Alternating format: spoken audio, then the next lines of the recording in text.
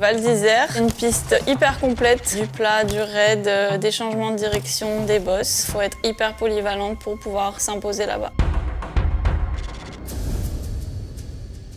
Le premier plat qui est hyper important parce que si on ne prend pas la vitesse sur ce premier plat, il n'y a aucune chance d'être vite sur cette piste. Il faut vraiment faire un bon départ, bien pousser, d'avoir une bonne réception de bosse sur le premier saut. Essayer d'être douce, essayer d'être légère et de laisser filer les skis, c'est hyper important.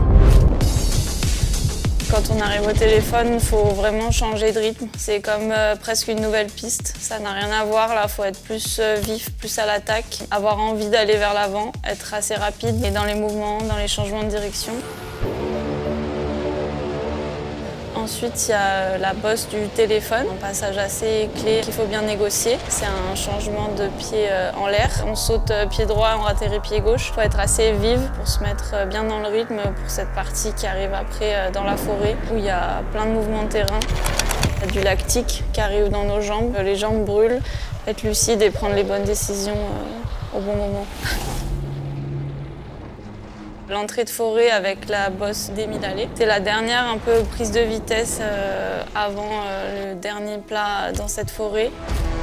On a la visibilité qui tombe. Il faut vraiment être courageuse, prendre les devants sur cette piste pour pas que ce soit elle qui nous domine.